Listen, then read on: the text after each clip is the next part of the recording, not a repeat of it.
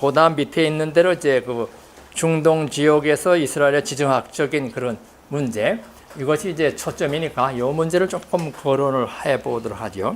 여기 보면 이스라엘 땅의 지정학적인 특징, 첫째는 뭔가 하면 구약의 세계는 광야에 둘러싸인 초생달령 지역의 한 부분이다.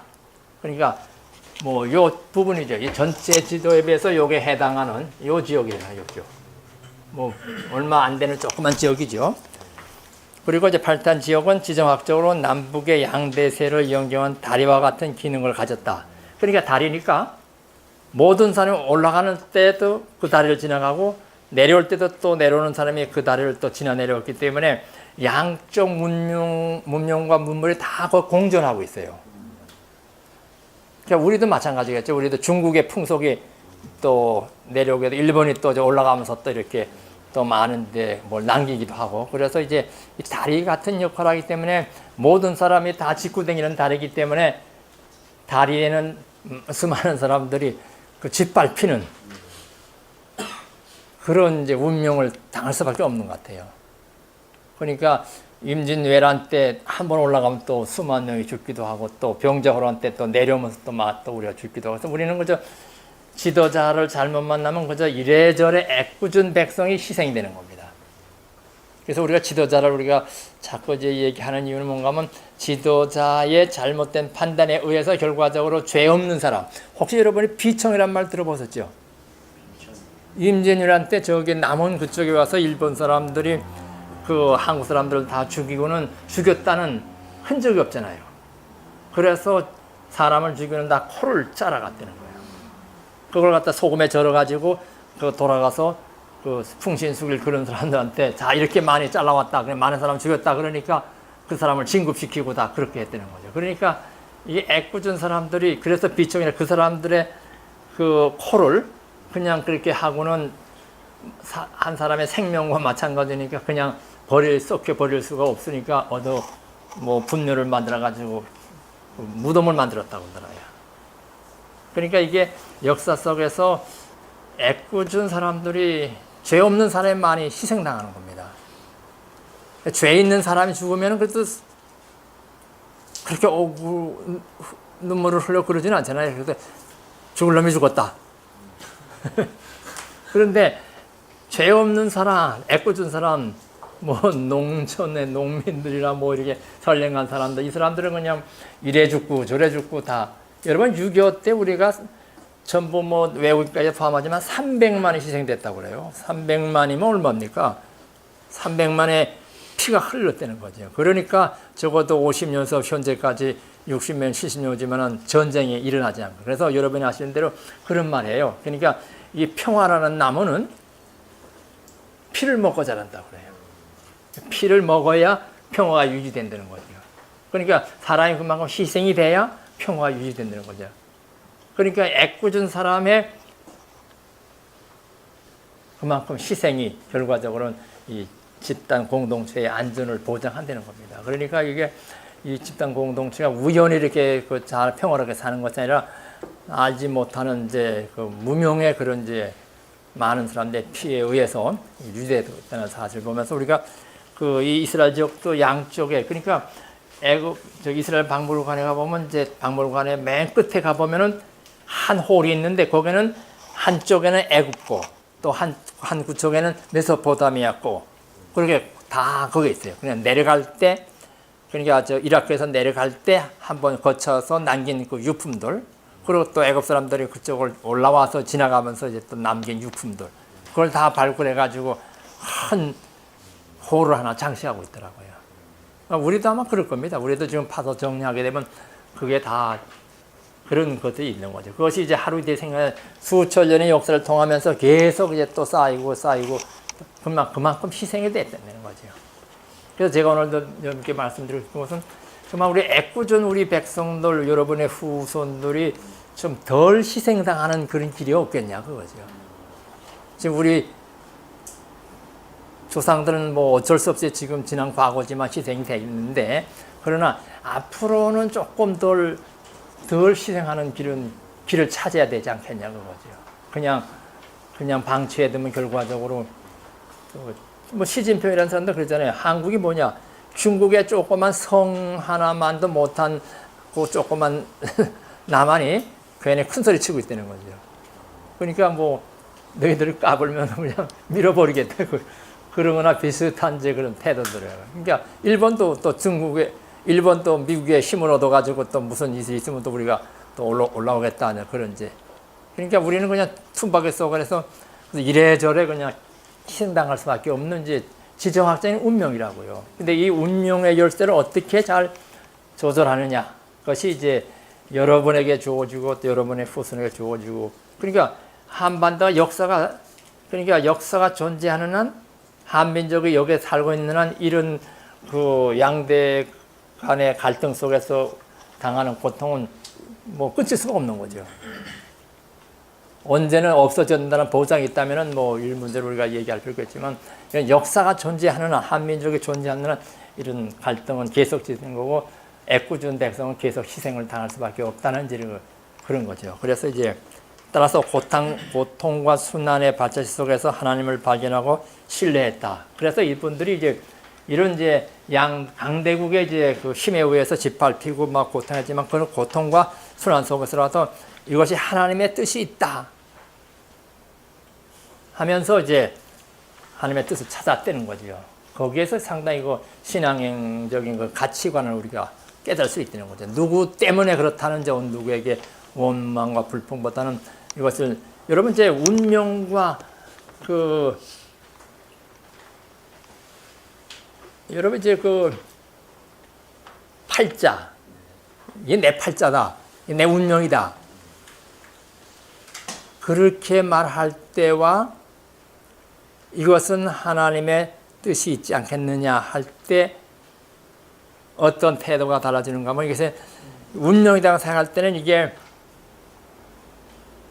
뭐 어쩔 수 없는 이게 그런 이제 뭐 비극적인 그런 것으로 받아들여도 이제 뭐 별 해법이 없는 거지만은 그러나 이제 이 고통과 비극 속에서라도 하나님께서 어떤 교훈을 근데 하나님의 주시는 교훈들이 당장 뭐 1, 2년에 이루어지는 건 아닌 것 같아요. 이것이 어떤 때는 그것이 한두 세대 지나서 이루어지는 것이고 또 어떤 것은 또 수백 년이 지나면서 그 가치가 이루어지지 않겠느냐 하는 그런 거죠. 단순히 그 몇 시간 내에 해결될 문제는 아닌 것 같아요, 보면요. 그래서 그런 문제들을 우리가 생각하면서 어떻게 이 지정학적인 구조를 잘 해결하느냐 하는 것입니다. 그래서 그 팔레스타인 지역은 여러분이 아시는 대로 사막 지역이다. 준사막 지역이고 그들이 이제 양대륙 틈바구니 속에서 신앙과 문화를 창조해서 유일신 신앙과 22개의 자음을 이제 만들었다. 히브리어를 만들었다. 그런 얘기를 합니다. 예, 그래서 그 다음 페이지를 보면 제가 이제 여기서 이제 말씀드릴 것은 바로 이거거든요. 이런 제 지정학적인 그런 이제 보면서 그 동은 이제 그 동쪽은 사막, 또 서쪽은 지중해로 접해 있고 지형적으로요. 남과 북은 강등에 맞대고 있는 징검다리 기능을 하는 것이 이제 민수기 34장 1, 2절, 12절에서 언급이 돼 있어요. 그렇기 때문에 이제 그 지리적인 구조가 이제 그렇게 되기 때문에 뭐 우리도 똑같아요. 동과 서하고 이제 남북이 다 다르기 때문에 이스라엘 땅의 그 지정학적인 구조를 생각한다면 우리 구조와 똑같다 하는 걸 우리가 부인할 수 없는 거다 하는 걸 읽고요. 그래서 북쪽의 아수르나 바벨론을 의지하는 친아수르파 또는 이제 바벨론파 그것이 이제 이사야 7장 11절 있고 아하스 왕과 아수르에 의존하는 거. 그러니까 우리가 이 사람들이 아수르에 의존해서 친아수르파가 생긴 때도 있고 때로는 이제 애굽에 의존해가지고 친애굽파가 생겼다는 거죠. 그러니까 우리가 친일파가 생기고 혹은 친중파가 생기는 이제 그런 거와 똑같은 구조라는 거죠. 그러니까 우리가 성경에서도 친아수르파 혹은 친애굽파가 있어가지고 이제 그들에 의해서 이제 자기들의 운명 결정 등을 보면서 우리는 이제 앞으로 어떤 태도를 해야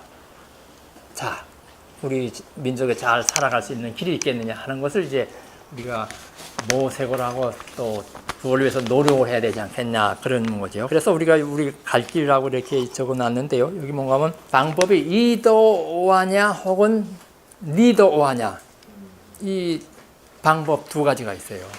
그러니까 이도하냐 이쪽이냐 저쪽이냐. 그러니까 미국을 의지한 만큼 중국에 그만큼 또 이제 위협을 받게 되는 거죠. 그러니까 중국을 의존하면은 그만큼 미국에 또 동盟 관계를 뭐 깨트린다든가 뭐 그런 또 앞으로 변수가 주어지겠죠. 그러니까 어느 쪽을 택할 것인가 이도오와 어느 쪽 한쪽에 설 수밖에 없지 않느냐 하는 이제 그런 논리죠. 첫째는. 근데 지금 이 두 방법이 아니고 다른 방법 니도오와라는 것이 있어요. 니도오와는 뭐냐면 여러분 아시는 대로 너 이쪽도 아니고 저쪽도 아니라는 겁니다. 그러니까 미국 편도 아니고 중국 편도 아니고 일본 편도 아니고 중국 편도 아니라 그러면 넌 무슨 편이냐? 독립하는 길밖에 없어. 자립한 태도가 자립할 수 있는 태도가 바로 니도오와의 태도죠. 그러니까 이것도 아니고 저것도 아닌 제3의 길을 택하는 거죠. 또 뭔가 여기 지금 이 말도 했는데 민족의 자주 독립이냐 아니면 종속이냐 이제 그런 문제가 이제 니도오와라는 구조 속에서 생기고요. 그 다음에 이제 여호와 하나님의 길, 사막의 대로라면서 히스기야와 요시야가 자주적인 이제 신앙을 고치면서 한때 개혁을 했습니다. 요시야 왕의 종교개혁, 히스기야 왕. 그런데 두 사람의 공통점이 뭔가 하면 옳은 일을 하고 자주 국가적인 그런 이제 기틀을 마련해서 독립정신을 키우는데 이분들이 오래 못 갔어요. 히스기야도 몇십 년 가다 끝나고 요시야는 또 마찬가지로 못 끝나. 그러니까 옳게 잘한다는 사람은요 양쪽의 공격을 받고 협경을 받기 때문에 오래 못 살아요. 그러니까 우리로서는 상당히 희망이 없다 그거죠. 뭐 잘 해보려는 사람이 있으면 이쪽에서 치고 저쪽에서 치면 그냥 무대에서 사라져 버린다고. 그것이 역사가 보여준 하나 교훈이더라고요. 그 끝에 보면 이런 것이 있어요. 이런 이제 남과 북의 이제 그 위협 속에서 이 사람들이 배운 신앙이 뭔가 하면 하나님을 믿는 의지하는 그런 신앙. 그걸 마타크라고 그래요. 마타크 신앙이라는데 시편 115편도 있고 하나님만을 의지하는 절대 의존의 신앙을 고수하라는 것이 이사야의 명언이거든요. 그런데 아하스 왕이나 이런 사람이 지금 거절해 버려요. 그래서 결과적으로 속국이 됐거든요. 근데 여러분 이사야 7장 9절을 찾아보세요. 이것이 이제 한 민족이 사는 길이고 한 민족이 생존의 길을 보여주는 것이 바로 이사야가 아수르의 위협을 받고 애굽의 위협을 받는 이런 상황 속에서 우리가 살아갈 수 있는 길이 뭐냐 할 때 제시한 성경 구절이에요. 이사야 7장 9절. 그런데 재밌는 것은 테아미누, 타미누 같은 아멘이라는 동사의 똑같은 어원이에요. 다른 동사가 아니고. 그러니까 여기서 말하는 것은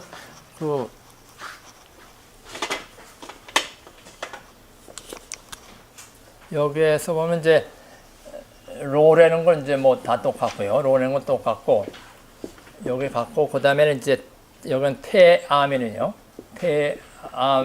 테아미누라고 그랬고요. 여기는 테아미누 타미누 이렇게 했어요. 여기 테아미누 히필로 했고 여기는 칼로 했어요. 그러니까 믿는다는 것은 곧 독립한다는 겁니다. 그러니까 믿음이 뭐냐? 스스로 설 수 있다는 하나님을 의지함으로 해서 서는 자체가 곧 독립이라는 겁니다. 그러니까 믿으면 산다는 거죠. 믿음이 곧 산다는 겁니다. 그러니까 우리의 생명이 하나님 손에 있다는 사실을 절대 믿고 거기에 순응하고 아무리 중국이 뭐 일본이 어떻다 하더라도 하는 위기가 와도 이 위기를 지켜주는 사람은 하나님이기 때문에 세계 역사에 움직이는 사람은 하나님이기 때문에 우리의 생명과 운명은 전부 다 하나님 손에 있다. 그렇게 확신할 때 설 수 있다는 겁니다. 사람은 믿음 없이는 살 수가 없어요. 여러분 예를 들어서 우리가 여기에 오실 때 다 버스를 타고 왔다 그러면 버스가 전복하지 않는다는 그런 전제하에 그럼 이제 믿음 후에 여기 옳는 거지 내가 타는 버스가 뭐 30분에 뒤집힌다 그러면 그건 누가 타겠어요. 그냥 알게 모르게 우리는 믿음 위에 사는 거예요. 그러니까 한 집단으로서 저도 기독교면 기독교는 아니면 우리 백성들이 정말 만 명이 이런 절대 하나님만을 의존하는 신앙을 가지고 나갈 때 우리의 안보가 보장된다 하는 그런 논리를 배울 수 있어요.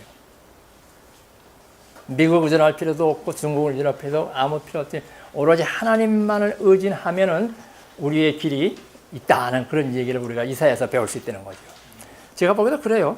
세계사를 움직이는 그런 그 역할은 하나님이 하시는 것 같아요. 그러니까 만을 들어서 뭐 누가 이렇게 뭐 큰 힘을 하더라도 그 힘을 움직이는 사람의 신상을 고려한다던가 뭐 갑자기 누가 뭐 아프게 한다던가 뭐 어떤 뭐 사고가 생기면 일단 끝나는 거라고요. 보이지 않는 하나님의 어떤 힘이 있는 것 같아요. 그러니까 세계사를 움직이는 것이 있기 때문에 하나님을 믿는 그 신앙의 의지 가지고 우리가 살아간다면 우리 민족도 살아갈 길은 있지 않겠는가. 그러니까 이스라엘 백성들이 나라 없이 적어도 2500년간 헤매다도 이제 다시 이제 들어왔다 하는데도 2500년간을 그거 어떻게 살아왔겠어요? 여러분 아시는 게토라는 거 있잖아요. 완전히 지하. 그래서 역사는 밤에 이루어진다는 말이 그래서 생겨요. 그러니까 낮에는 그들이 그 이방 사람들의 그 세력 밑에서 정상적으로 활보를 못합니다. 그러니까 이 사람들은 저 밤에 게토 지하실 같은데 그것들 자기 숙소니까 그런데 모여가지고 서로 의논하다 보니까 결과적으로 역사는 밤에 이루어진다는 그런 용어가 생기는 거예요. 그렇게 해서 그런 식으로 2500년 지나니까 또 자기의 길을 찾게 되는 거죠. 그러니까 우리가 계획한 이런 이제 모든 일들이 여러 번 당대에 이루어지지 못한다 할지라도 여러분 후손 때 가서라도 앞으로 100년 후에라도 그 후손들이 정말 안전하게 정말 그 살 수만 있는 길이 이제 보장된다면은 여러분들은 큰 역사적인 공헌을 한 거죠. 여러분이 한 개인이 뭐 출세했다 못했다 그 문제가 아니라 정말 우리 공동체가 정말 그 생존할 수 있는 길을 우리가 찾는다는 것이 참 이게 우리가 할 일이 아닌가. 그래서 제가 이제 오늘 여러분 처음 만나면서 구약 이야기가 뭐냐. 구약은 자기들의 생존길을 찾는 겁니다. 생존길을 하나님을 의지함으로 해서 찾았다는 거죠. 그러니까 자기 조상들이 이렇게 이사야의 말을 거부하고 망하는 걸 몇 번 경험하고 나서는 이제부터라도 우리가 우리의 길을 찾자 하는 데서 이제 이런 이제 이사야가 보여준 그런 신앙을 이제 터득하는 그런 걸 했다는 거죠.